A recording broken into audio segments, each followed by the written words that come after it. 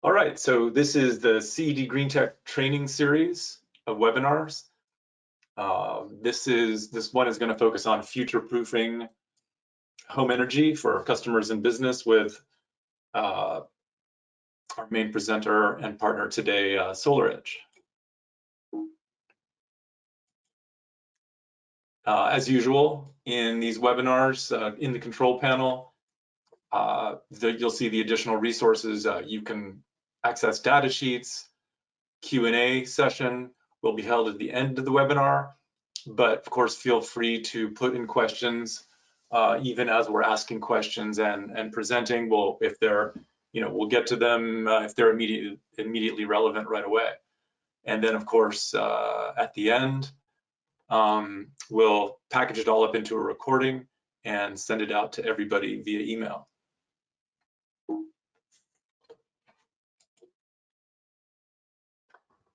So quick intro to CED to anybody who isn't familiar with us. Of course, we're one of the nation's largest solar, electrical, and renewable energy distributor. Over 80 warehouses nationally, and been in the business as specifically in solar as our specialty, and standing by with experts and engineering services all across the country. I'm the head of the engineering and technical sales department at CED. We offer engineering services to CED customers for any type of project, residential with energy storage, which we'll learn more about here in a second, commercial, industrial projects, and even microgrids. One of our very relevant partners here in the residential sector especially is SolarEdge. And here we have Magnus Asbo, who's going to present the SolarEdge side of the presentation today, the Senior Director of Technical Marketing. Great. It's great to be here, Stuart. Okay. It's great to be here, Stuart, and good to talk to you today. Excellent. Yeah, I look forward to the discussion. Yeah, so Magnus, you're going to go ahead and present your initial overview, right? Sure, absolutely. Yeah, and I think that SolarEdge is pretty well known within the industry. We have had a great deal of success here in North America. Actually, that's kind of spread worldwide, so we're a very global player, from California all the way out to Australia and into Europe.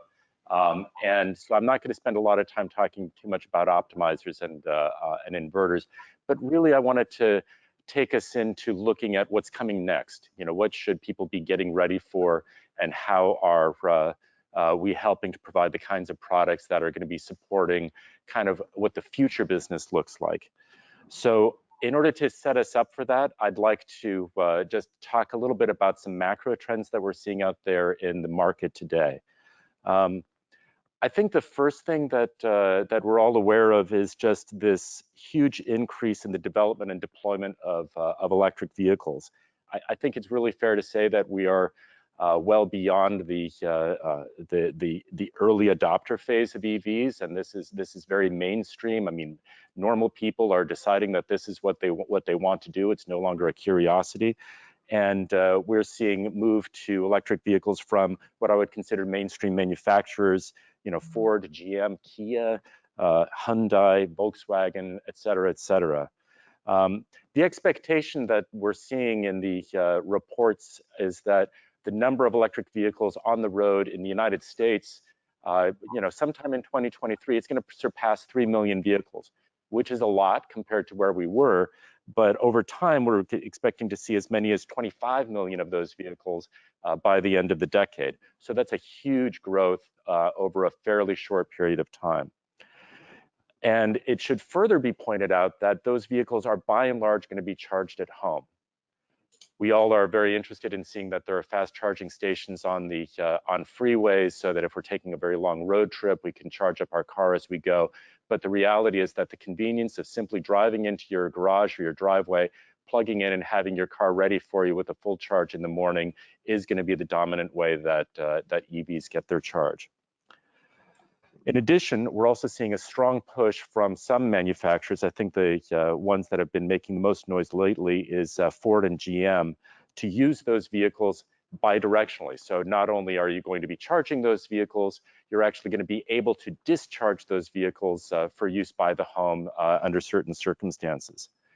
Critically, when they do that, they want to be able to use the DC port on the car. So what does that mean? Usually up until now, we're used to plugging in the AC cable to a car and charging it that way. What we will be moving to over time is DC charging, and you'll have a somewhat different connector. The energy flowing in and out of the car will be DC. Obvious reason, the batteries inside of the car are natively DC devices, and we're going to be seeing those kinds of installations going on more and more frequently over time. With that, we'll be able to charge EVs quite a bit faster, so that's good from a certain point of view.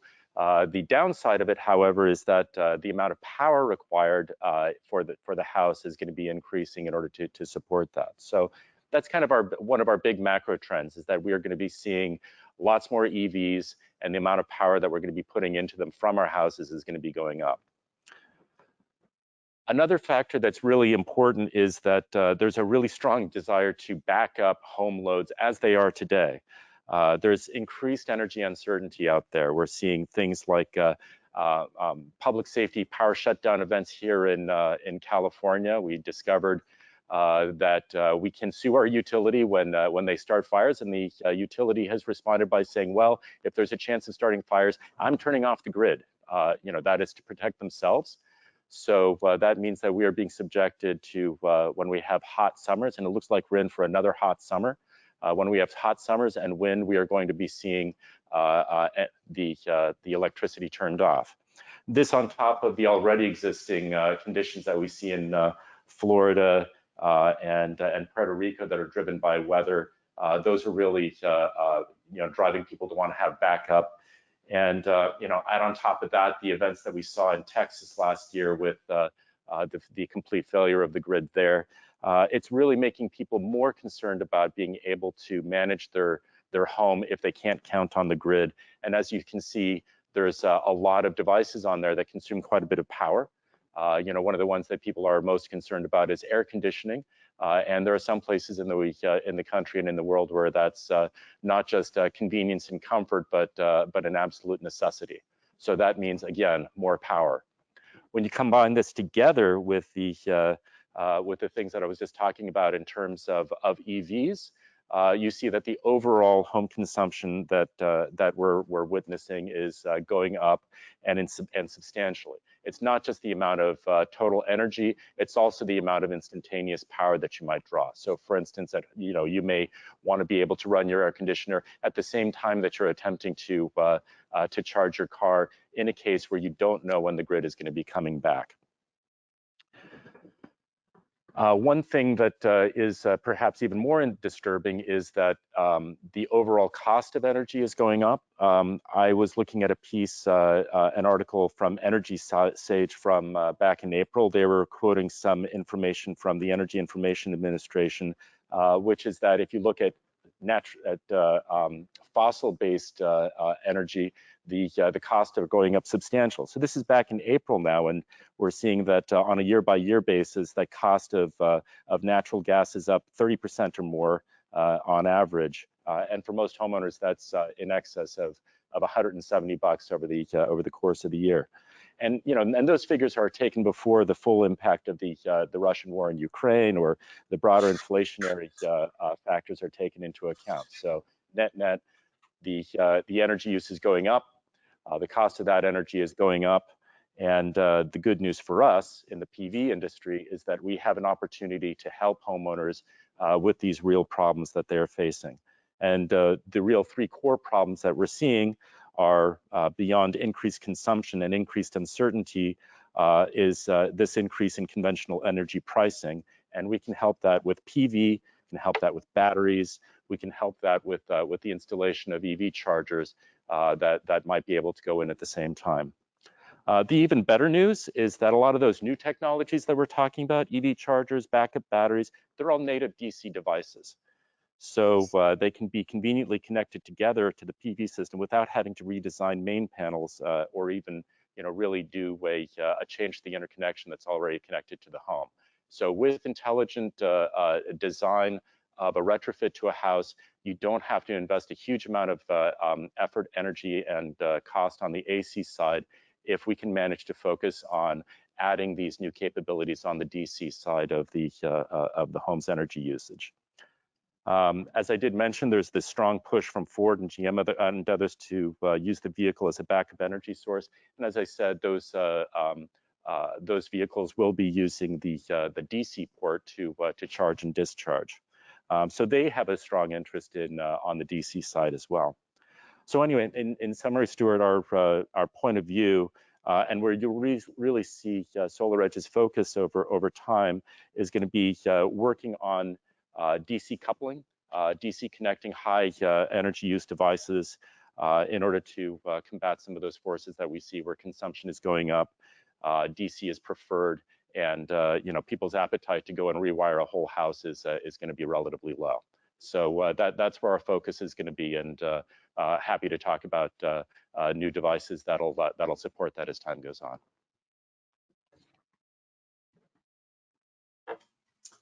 Excellent. Thanks, Magnus. Yeah, I remember. So it was a big deal when, to us especially, when the Energy Hub and add-on vehicle charger came out that was AC powered. That was really exciting, and we worked with that a lot. But can we talk just a little bit more about the DC trend, and maybe specifically how it relates to vehicle chargers and some of the previous insights, maybe like DC versus AC and how the DC bus works for the SolarEdge equipment? Sure. Yeah. So let me go back to that briefly. Our architecture is such that we are creating a constant DC bus between our inverter and our optimizers. So, for instance, in the residential space, that's roughly 400 volts. So we can connect additional devices to that 400-volt bus. And one of the devices that we do connect to that today is our energy bank battery.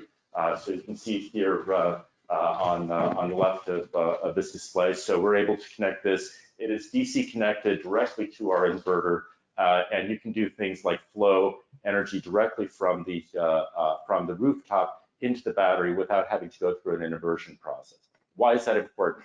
That's important because it means that if you are creating more energy on the rooftop than the inverter can convert, it can flow right into the battery. So that means that your chance of clipping is reduced, and your ability to actually do DC oversizing is increased. Let me take my case. I live in a bungalow that was built in the early 20th century. It has a little 100-amp main panel, and I might want to have more energy on the rooftop than normally could be supported by that panel. So I can just take that excess energy and flow it into the battery without clipping it. So that's kind of where we've started with regard to DC interconnection, but where you'll see us moving over time is adding other devices to that. And as I said, an obvious one is ultimately to be able to do a DC charger in connection to it. But it is absolutely worth mentioning that right now, the level 2 charger that we provide is not connected back in the main panel. It's actually connected at the inverter. So that means that you don't have to put in an additional circuit breaker in order to provide EV charging. You can connect it without having to put in any more AC interconnection. So that's it in terms of the DC architecture. It's like you're going to have better efficiency because you're not going to have to go through a bunch of conversions from DC to AC and then from AC back to DC. You're not going to have as much clipping, and you're not going to have as much chance of having to to rewire the AC section, or heaven forbid, have to do a main panel upgrade. It seems like a a nicely evolving ecosystem. But on that topic, and given how home energy is evolving, what's the real opportunity for installers today and in the near future as you see it? Maybe thoughts on the importance of this continuing this ecosystem integrated approach and how that's going to affect homeowner energy use and also installer opportunities. The great news is that this is an opportunity for people to really expand their business. The ability to combine devices together with at the same time that you're doing PV is really great. So the opportunity to actually have more revenue is good. The flip side of it is that this will get normalized pretty quickly, we expect. And just as an example, the uptake that we're seeing in batteries attached to PV is growing very, very rapidly. And so we do expect that there is going to be an uptake in other devices combined with PV systems. So the opportunity, but also the challenge is how do you go about making it so that you can have a coherent sale to a homeowner and be able to make all of the things work together, because the homeowner is going to expect this to work together like a system. I'm going to take a trivial example. I have maybe 3 or 4 different smart devices in my house. They all work completely separately from each other. My smart light switches and my thermostat, they are disconnected systems. What the trick is going to be is to make sure that all of those things work together harmoniously, so that, for instance, if you know that you have excess PV at a period of time, that this is actually a really good time to pre-cool the house. That kind of behind-the-scenes intelligence and system-wide view is going to be really necessary. Yeah, all right. What are some other considerations installers need to think about, just in terms of their business, but also for the customer? That's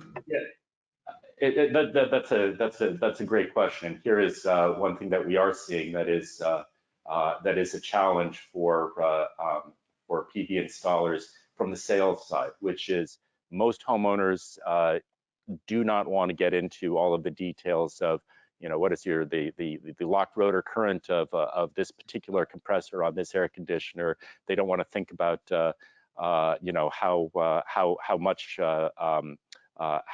long do I want to be able to run the pool pump when I'm in backup. The challenge is going to be to come up with really coherent designs, coherent recommendations for the homeowner that the homeowner will be able to understand and respond to and be able to say yes to in a single kitchen table meeting. That is a challenge. The easiest way of doing that is to sort of figure out what your standard offerings are going to be. And when you figure out what your offerings are going to be, to make sure that it all works together. So again, it comes back to this system level approach of making sure I know what I'm selling, I know that these things work together, and that the promise that I make to the homeowner is going to work. So that's kind of one of the things that needs to be thought about on the sales side. Don't make it too complicated for the homeowner, otherwise you'll say, well, let me think about that, and oftentimes that ends up with and now I'm thinking about something else. So be careful about that. And then the other thing, as I said, and I'll reinforce it, is make sure that all of these devices work together and that you trust that they work together. Yeah, great. That's always been a challenge. I mean, it's certainly getting better, and especially with the more product integration and holistic offerings. Does SolarEdge Home Solutions, how can SolarEdge Home Solutions help address some of the design considerations specifically? Is there an opportunity there? Yeah, so what we're really trying to do is make sure that we are developing an ecosystem of energy management devices, and we are not moving into trying to be we're not going to change the color of your light bulbs or be the Alexa or manage your multimedia. We're going to be really focused on energy and power. So what are we doing with that? Let me go through briefly the devices that we have on sale now. I mean, what we're providing is the ability to provide backup to the house. So the backup interface that we provide allows you to disconnect the home from the grid if the grid goes out. We allow as many as 3 inverters connected here. When you're doing that, those 3 inverters can work together. The inverters that we're providing are able to connect to both PV and to batteries, as many as 3 batteries. This is the energy bank. So this is our a 10 kilowatt hour battery that we use to manage this. So if you sort of combine this together, as many as 3 inverters connected here, as many as 3 batteries here, we're upwards of about 87 kilowatt hours of energy storage that can be managed, and we can provide as much as 30 kilowatts of power when the home is in backup. So that's kind of where we're starting right now. In terms of things that we also provide, this is the EV charger that we have available now. This is a level 2 EV charger. As I mentioned, it is able to connect directly to the energy hub, and by doing that, again, you can add this to a home and provide fast charging for the car without actually having to add in an additional circuit breaker to the main panel. So those are the things that that we're providing now, and kind of how they all work together. And this is very designed in such a way that we're able to work with the full range of optimizers that we already have on the market. And in fact, you can maintain the optimizers that are already installed on a roof and go back to an existing customer and say, hey, we have this additional offering. We'd love to be able to add it to the PV system that you already have installed. Great. And this is all the current line of product right now. That's right. This is all current. Excellent. And any other stuff that's new that you're rolling out, or any product or feature updates? Maybe some, I don't know, peek into some future stuff. I mean, the support, like, one thing I wanted to mention was that the support is so good. The documentation is really good. It makes designing and building with this stuff very, I don't want to say easy. I think that simplifies it too much, but just very intuitive, and giving just lots of technical details, but enough to make sure the systems work right out of the box. Yeah, thank you. So in terms of new things that we've added, I'll just touch on a few new capabilities that we have here. So the Energy Hub Inverter, we now provide. This is an 11.4 kilowatt. It actually will do now as much as 10 kilowatts of battery, so you can actually be running multiple batteries simultaneously. This is a new capability for us to be able to have these high power inverters working together. As I mentioned, they'll connect as many as 3 of these back up here, so that increased power is here.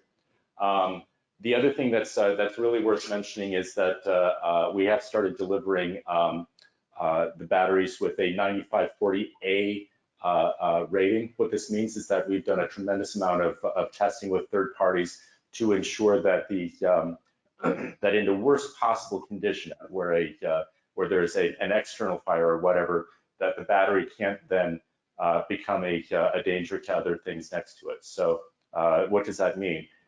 Mostly the fire codes as they're written right now say that you have to have batteries as much as 3 feet apart, right? We are now able to do reduced spacing with UL 9540A. That means that you can get them only 6 inches apart. So your ability to actually have very high amount of energy and power density in a small space is increased with that new rating. So those batteries with that rating are in stock now. If any of our installers need to have a letter for the AHJ about that, we're happy to provide that on demand. So those are some new things that we're coming out with right now. Looking a little bit further into the future, I'll have a look at this guy here. This is a smart switch, so the SolarEdge Home Dry Contact Switch. So what this device will be able to do is literally be able to turn on and off power to devices. So if you have like a lighting load or something, it's actually set up to take Romex. You can also use it to turn on and off a contactor to disconnect a pool pump or the compressor on an air conditioner. And the concept here is that this smart switch will be able to be controlled directly from the Energy Hub Inverter. So the Energy Hub Inverter can then know how much energy is left. If it needs to shed loads, it'll activate the switch. It'll be able to turn those loads off or back on. If the homeowner then wants to countermand that, because maybe, for instance, they say that, hey, I need to have air conditioning, it's important, they'll be able to override that through their My SolarEdge app. So we're really trying to put things in such a way that that things work autonomously whenever it's possible, and that people can just go about living their lives. Things happen easily and automatically. But if they want to make changes, they have the power to do that. So you will see us moving into additional devices. We'll be providing this smart switch. It'll probably be coming out into your warehouses, Stuart, sometime later in this year. But we're very excited to be heading in this direction of being able to do increased energy management within the home. Similarly, that EV charger that I was showing, we have the ability to use that as a smart load. So the ability to kind of ramp down the EV charge that you're providing. Let's say that you're in backup and you want to be able to use some power to power the EV, but you mostly want to be able to run your house. We'll be able to throttle that EV charger up and down in order to optimize your energy use when you're in a constrained situation. So those are some of the things that we're providing as we go forward. Another thing that I really do want to mention that I think is worthwhile is we've made a huge investment in our Designer product. So Designer is a web-based design tool that allows you to place PV in different ways. It selects the right optimizer, selects everything. It now has 3D modeling capability. You can model trees, figure out shading, do that. And critically, it will make recommendations based on your input on the number of batteries, the inverters to use in different ways in order to get the total amount of energy right for a particular homeowner's needs. So we'll be doing that. Longer term, as I've kind of indicated, we will be moving more and more into DC energy usage, and we're looking forward to talking about those products when the time comes. Excellent. Yeah, I have to say the application is great. It's really easy to use for commissioning and operation. We've been getting the 9540A was huge. It really helps us in designing, especially in California, and that, of course, that code is going to spread to the rest of the country. And finally, the Designer app is huge because customers can send us preliminary designs and we can turn them into permit sets very smoothly. So those are all great developments from my perspective. But yeah, I think we have some questions that have come up through the presentation. We could start addressing some of the questions right now, I guess. Sure, I'd be happy to answer anything. Absolutely. Look at all these questions. Greetings, everybody. This disembodied voice that you're hearing in the background is Chris Walters. I'm a technical instructor here at SolarEdge. If you do have questions, please drop them in the question box over on the right-hand side. We're more than happy to answer your questions, or if the question is more of a corner case, we'll reach out to you directly. I can see that we've got a number of questions that have come up already. First question that I'm looking at is, can you tell us a little bit about the warranty of the battery?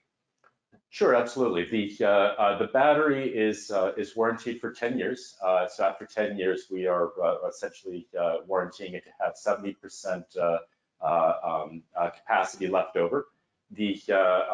Interestingly, most batteries that are in the industry right now have, if you want, an energy clock. It's like if you, the manufacturers are saying if you use the battery too much, then we won't warranty it after a certain point. We've elected not to do that. We are assuming that the battery will be cycled on a daily basis. So our warranty is 10 years. The amount of energy that you flow in and out is essentially not limited. Wonderful. Got a couple of questions that came in regarding avoiding main panel upgrades and concerns about minimizing breaker size in the main panel. In what ways does this system help you avoid a main panel upgrade and or taking up real estate in the main panel with breakers? Yeah, that's a really rich topic. So let's go back to basics. So let's take a house with a 200 amp main panel. Traditionally, you'd be able to hook up a single 40 amp circuit breaker to that main panel in order to hook up PV. So if we think about that single 40 amp circuit breaker, we would, what we are providing is we're saying, hey, we have one inverter that can connect to that 40 amp input. Behind that inverter, we can have as many as 3 batteries. You have, for instance, an AC coupled system. Each battery needs its own circuit breaker, so it's an additional AC source. We're making it so that you can avoid having to consider that. Similarly, the EV chargers I think I mentioned, because the inverter is an AC source and a level 2 AC EV charger is a load, they can actually coexist on the same circuit breaker without causing an issue. We have a document to that effect explaining that to AHJ. So behind that single circuit breaker, you can put PV, you can put EV, you can put as many as 3 batteries, and that'll help make things a lot easier. There are multiple tricks in the industry about how to extend the main panel to another panel. So a very typical one is that you may relocate all of your breakers to a separate panel and then connect that back to the main panel. And that separate panel could have a higher power bus bar. In practice, what we're seeing is a lot of people are using our backup interface. They're hooking that up to the main panel and then putting a larger sub panel behind it. That works really well. And again, this is a way of allowing more devices to be connected to the house without having to do a main panel upgrade. So there are a lot of different things going on there. Some of those are jurisdictionally dependent, so make sure that you know what you're up to before you attempt it. But there are several areas where we can make it so that in a case where everything's AC coupled, you might end up having to do a main panel upgrade or make a choice between an electric stove and an EV charger. That's what I got faced with. You're not going to have to do that. Great. Next question that I'm looking at here. Are batteries required for backup? And an additional to that is what equipment is required if you're going to run a backup system for a power outage? Yeah, so the fundamental things that you need if you're going to be backing up a system is you need to be able to disconnect from the grid. That's the basics. And for us, that's our backup interface. You'll need some source of backup power. That is in our case, it's an inverter. We also work in parallel with generators if you want to add that in there. But the primary things that you'll need will be a backup interface and an inverter. Generally, you're going to want to have a battery in combination with this. There have been experiments done, and if in the middle of the day you lose the battery, the system will continue running off of solar. But installing without a battery is generally going to create a bad customer experience, so we don't recommend it. So basics, you need to have a backup interface. You're going to need to have an inverter to feed it, and the backup interface is then going to want to feed some sort of a panel that has the loads that you want to back up. That could be all of the loads in the house.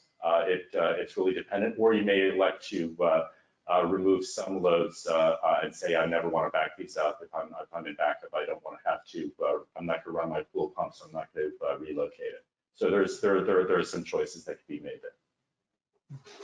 And I have someone with very keen eyes out there that is asking questions regarding the concrete board that we have mounted behind the battery. The question is, are there any rules or regulations, or are there any lookouts that we should be concerned with when mounting to an exterior wall? Is the hardy board required? And I'll start you off a little bit.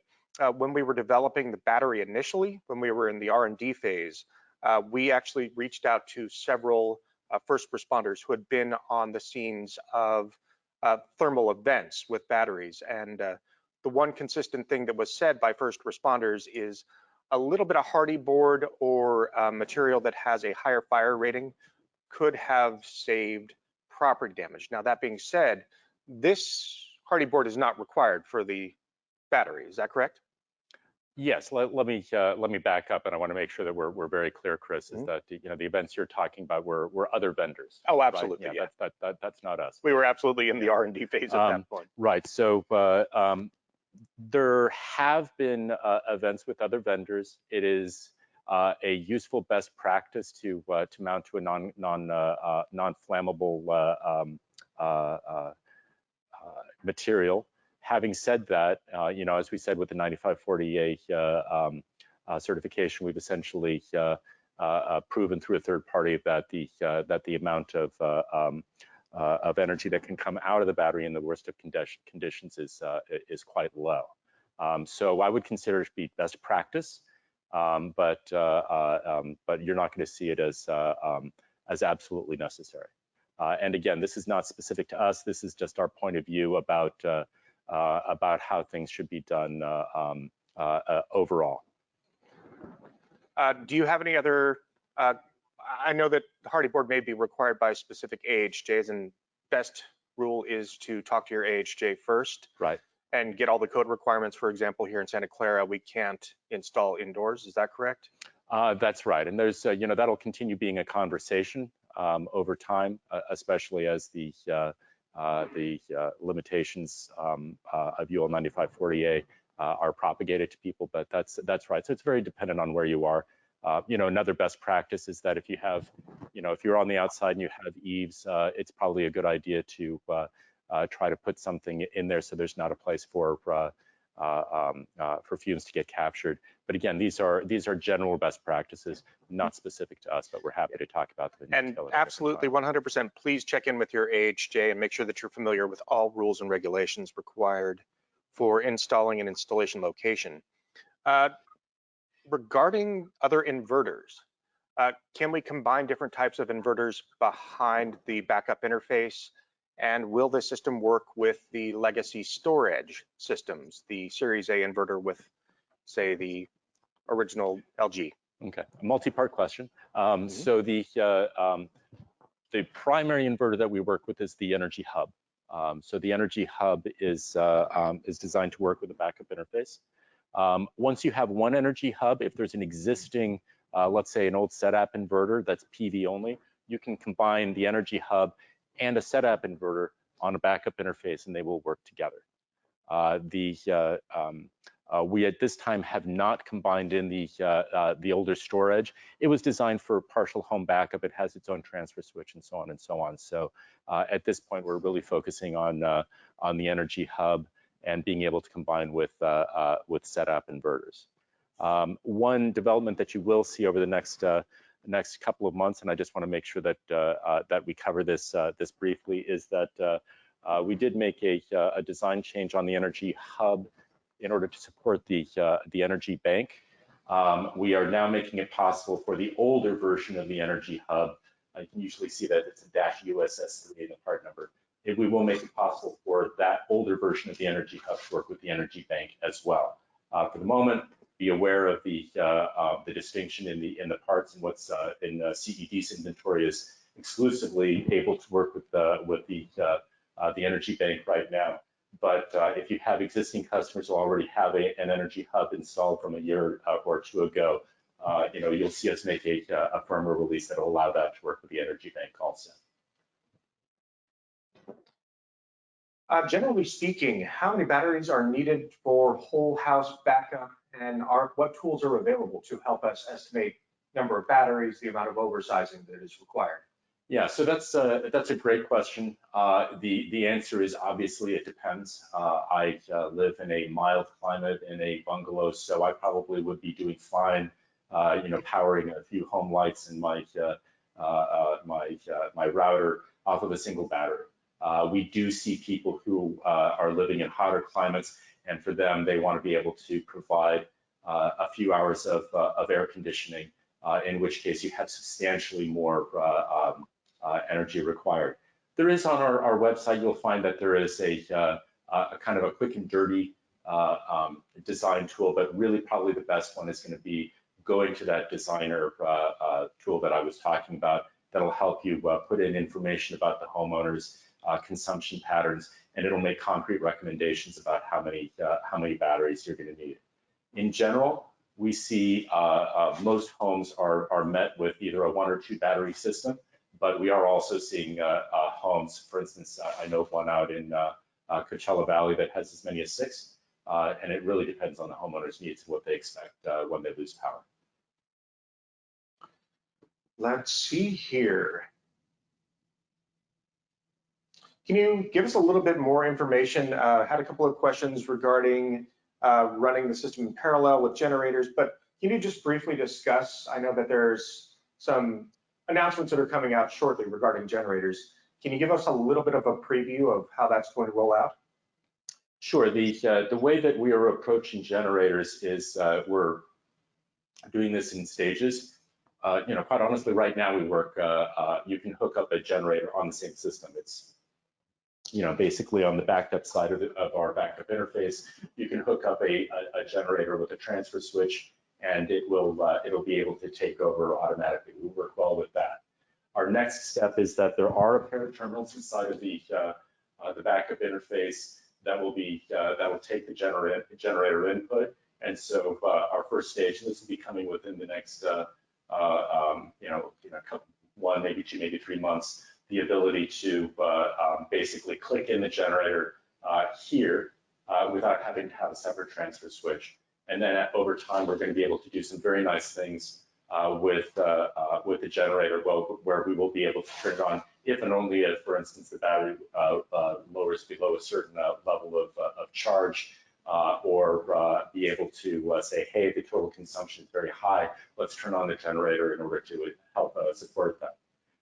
That really only applies to generators that have a remote start capability, so more advanced and so forth. So for most people who just want to be able to hook up a generator, maybe it has a pull cord and has wheels on it, being able to hook up to these terminals and be able to have us click it in if and only if it needs to, and then have the homeowner be able to start it up if and only if they want it. That's more than enough. But we will go to those more advanced capabilities over the next 2 quarters or so. All right, we had a couple of questions around design of systems. Just to let you folks know, yes, we will be rolling out some content specifically about SolarEdge Designer here in the near future. We were waiting for some features to be released before we develop the content. So look for that in the next few weeks. That will be myself working with another one of our technical marketing folks, Cameron Stewart, an amazing gentleman and very friendly, good friend. So look for that in the next couple of weeks. But the SolarEdge battery certification is intended to walk you through the installation process and give you an understanding of how the battery will function and how the system as a whole functions together. But keep an eye out. We'll be releasing content on the North American YouTube channel for Designer for not just this system, but commercial as well. Next question, where can I find info on the chemistry of the new battery as compared to some options in the market? So a good place to find out information about the chemistry, if you want, is we do have a material safety data sheet. So you may be asked for an MSDS by an AHJ that's posted on our website. The current chemistry that we use is an NMC chemistry. It's essentially the same chemistry that's in the vast majority of EVs that are out on the road. We may change that over time, but currently it is NMC, high performance, high density chemistry, and again, you'll see that on the MSDS. All right, Mark wants to know if there's access to single line diagrams for systems to use as an example. Are those available on the website, or how would we get access to those? The single line diagrams are continually being updated. We have a great library of them. They are not posted at this time. Please contact us. And Chris referred to Cameron Stewart. He's the man responsible for those, and he's happy to help you with that. We have those diagrams for virtually every outcome that you might want. Yes, and Stewart and company are going to be forwarding over any questions for us that we weren't able to get to today. So Mark, I will reach out to you directly once I get your contact info, and we'll get you access to those SLDs. We've only got a few minutes left, so make sure you're getting any questions that you want in there. Question about what safety features are built into the battery. In particular, we had a question about the fire suppression device that is in the current iteration of the hardware. Sure. So there's a lot there. The battery design mechanically, it is inherently safe. So as I said, we went through those series of tests in order to ensure that. While we were going through that process, we elected to ship the battery with a fire suppression device that essentially mounts into the top. With the proof through the 9540A testing that there's no chance of propagation, we're essentially eliminating the fire suppression device because it's considered to be unnecessary. It was just more work for people. So you were taking out the fire suppression device. We do arc fault detection on the battery. So if you find that if for instance there's some sort of wiring issue between the battery and the inverter, we will detect the arc and shut the system down and lower the bus. This is very similar in character to the arc fault detection that we do on the rooftop already with our optimizers. And needless to say, safety is kind of one of the hallmarks of the SolarEdge system. We've been really focused on that since the very beginning with safety, and we're continuing that forward. So we are doing arc fault detection between the battery and the inverter, and ensuring that if there's anything going on there, that we'll catch it.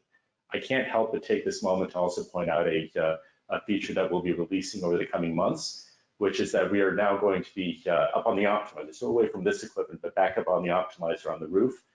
We will be doing thermal detection of the connectors that are up there. This is technology that we call Sense Connect. So if somebody installed connectors and they're under tension, they're beginning to pull apart, we will actually detect that things are that the temperature is increasing, and be able to provide alerts or even do a shutdown if it's absolutely necessary.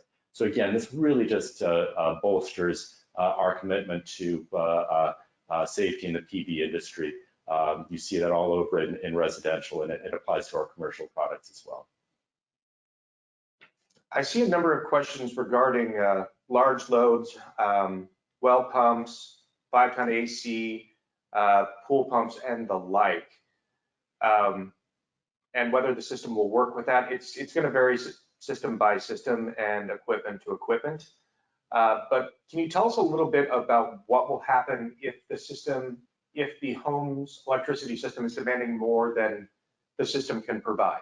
Okay, I'll answer another question in that question first, which is if you have very heavy inductive loads, being able to provide a soft start, and there are some really compelling soft start devices that are out there. All of the vendors that are essentially seeing the same soft starts being used over and over again, they really do help. They can reduce inrush current substantially. As I said, the battery that we provide is a 5 kilowatt continuous power battery. It can surge up to 7.5 kilowatts. The inverter typically, will have a 7.6 kilowatt on-grid inverter. We make it possible for you to get one that'll do 10 kilowatts off-grid so that you can really capture some of those surges.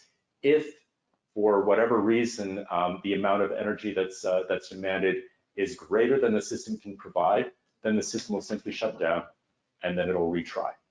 So your primary notification is going to be that that power will turn off, and if the homeowner wants to go ahead and then turn off some devices, that will help. Having said that, that's what they'll experience if they're just in the house. If they have the SolarEdge, My SolarEdge app, the My SolarEdge app will actually do a push notification saying, hey, you're getting close to your limit. You may want to talk about reducing your loads. So they'll get indications through the My SolarEdge app, but then in the extreme, the power will simply turn down cleanly. We're not going to brown out and potentially prevent damaged devices. We'll just turn off and then retry. Speaking of the customer app, My SolarEdge is available at the App Store. Can you tell us a little bit about Weatherguard? Oh, sure. Yeah, Weatherguard is a really nice feature, which is we have connected to the National Weather Service to determine when there are going to be substantial events coming. So a couple of different places, right? So if you're in the Southeast, then we will know if there's a hurricane coming, and we can either provide a notification or autonomously say, hey, it's time to bring that battery to full charge in preparation for that event. So we can do that automatically, or we can simply provide an alert. The same thing has proven to be true in California. If we get an alert that there's going to be a PSPS event, we can do the same thing. We can bring the battery to full charge or simply provide an alert to the homeowner. So this is what we're calling Weatherguard, and it's a nice feature to provide some insight for homeowners if they're just going about their day and they don't know that something's coming. Wonderful. Someone's asking some questions about optimizers versus string inverters versus Micro Inverter Solutions. I will reach out with you directly. We've got some great content around that on the North American YouTube channel. So John, I will reach out to you directly once I get your contact info and get you access to that. But definitely it's a whole can of worms to open up, and it's definitely something we could talk about for an entire hour all by ourselves just on that one topic. So I'll reach out to you directly on that. Stuart, do you have any questions? I think we're getting close to the end of our hour. Yeah, no, I just wanted to say thanks to Magnus and team, thanks to the whole SolarEdge team for staying ahead of the curve, keeping up with AHJ requirements and offering all these great features. It just makes our job a lot easier designing with this product and using it in real world applications. And I hope you keep going in the direction you're going. Yeah, great. And we had a whole bunch of attendees today, and I know that we weren't able to reach out. We weren't able to get to all of your questions today. Stuart, would you mind handing off some of the contact information and questions for us so we can reach out to customers directly for inquiries? Will do. Thank you very much. Someone walked in and turned on the lights.